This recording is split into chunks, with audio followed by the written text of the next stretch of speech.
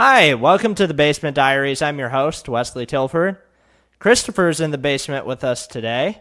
Christopher and I worked at Target together for about a year and a half. During this conversation, Christopher still worked there one day a week, but he sent me along the message that he is no longer working there due to the workload at his other job, so we'll all miss you at Target, Christopher.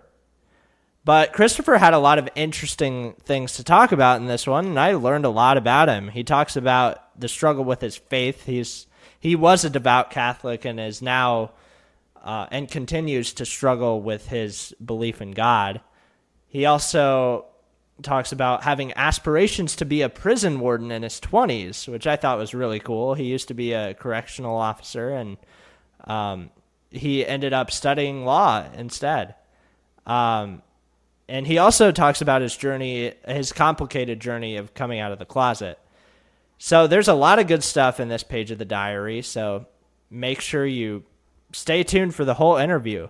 But before we start, I just wanted to give you the little reminder that if you go to thebasementdiariespod.com, click on the Apple Podcast link or the Stitcher link, you can leave us a 5-star review and write a little blurb about what you like about the podcast.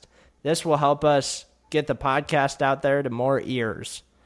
So thank you, and I hope you enjoy this interview with Christopher. Okay, we are back after that technical difficulty. Mm-hmm. So we were talking about episodes of the Basement Diaries and some of the ones that you connected with the most. Yes.